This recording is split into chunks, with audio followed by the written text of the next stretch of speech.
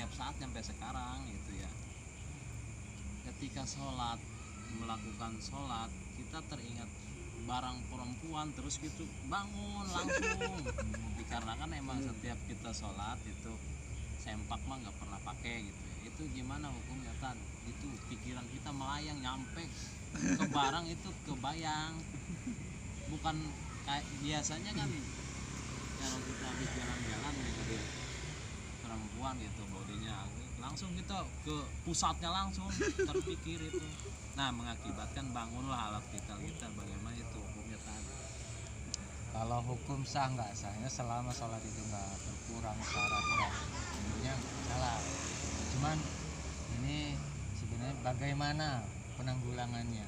Ya, Kalau sah nggak sahnya tergantung syaratnya ada yang kurang apa enggak. Kalau syaratnya mah ya sesuai sih.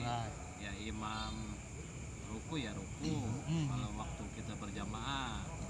Nah makanya kan di antara syarat yang tidak mustama atau tidak disepakati ulama itu Imam Ghazali menyatakan khusyuk kan wajib.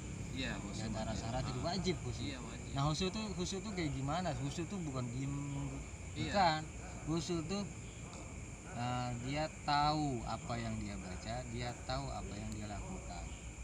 Paling tidak itu. Kalau dia lagi jamaah berarti dia lagi merhatikan imam lagi baca.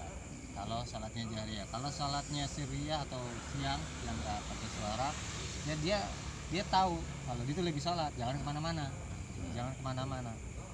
Makanya kan ada istilah namanya sholat itu pencuri sholat itu kayak gimana? Ya sholat ragam lagi sholat tapi pikiran kemana? Pencuri ketika sholat. Itu jadi caranya gimana? Balik lagi intinya lagi sholat lagi ntar juga hilang lagi. Mau ruku nih jangan sampai ntar tadi ruku enggak, nah itu gara-garanya nggak hadir ketika sholat itu nggak hadir. Itu khusyuk itu bukan khusyuk itu harus hadir, harus bahkan bisa salah membayangkan Allah itu ngebentuk ya salah itu. Iya bener, itu sering. Makanya suka ada pertanyaan gitu. Pernah. Iya, jadi kayak orang sujud ke raja itu. Enggak. Tidak seperti itu. Bahkan bisa syirik itu seperti itu. Bahkan ada ustadz itu kadang ada yang salah. Gimana bayangkan kalau kita khusyuk depan ada lafaz Allah ya salah, itu berarti kan nyembah lafaz Allah dong. Jadi enggak, ya Allah itu kan enggak berbentuk. Kadang kita ngebayangin Allah itu seorang raja yang besar gitu. Nah ingat waktu film Sun Gokong itu ada dewa itu. Nah seperti itu kita membayangkan kok Allah itu. Dewa. Makanya kan nah gitu itu dari situ. Makanya kan sifat 20 itu harus paham banget ya. Paling tidak paham ngertinya, diantaranya kan mukhalafahil hawadits itu berbeda dengan apa yang ada dibayangkan di kita. Itu makanya Sering Abu Bakar bilang apa? Tafakkaru fil khaliq wala tafakkaru fil makhluq wala tafakkaru fil khaliq. Jangan pikirkan Allah itu bagaimana. Allah itu tidak menyuruh Allah itu bagaimana, tapi ciptaannya yang disuruh itu ciptaannya. Ini tuh ciptaan udah pasti ada yang membuat. Makanya yang ada di bayangan kita itu Allah beda dengan itu. Ada yang gitu Allah itu berbentuk, Allah di aras, itu berbeda. Jangan sampai kita membayangkan itu sama aja gitu syirik, nyembah yang dibentuk. Mungkin itu saja pertanyaan kita saat emang kehidupan kita ya seperti itu. Kayaknya nggak kehitung satu pun, setiap sholat pasti melayang pikiran. Di situlah kita takutnya sholat kita tidak diterima dan diterima nggak diterima itu nggak ada yang tahu. Makanya kan Sayyidina Ali kelasnya sahabat dan pintu ilmunya Rasulullah. Nah bilang apa? Kalau saya tahu satu tasbih saya diterima, satu tasbih saya diterima, saya akan kasih puakan banyak orang. Kalau saya tahu. Jadi semua orang nggak tahu. Bahkan Sayyidina Ali udah masuk kategori 10 orang yang dikasih kabar gembira surga oleh Rasul. Jelas. Tapi tetap mereka yang dikasih kabar gembira dengan surga, tapi mereka yang lebih giat. Karena nggak tahu. Siapapun nggak tahu. Kita aja apalagi itu. apalagi itu.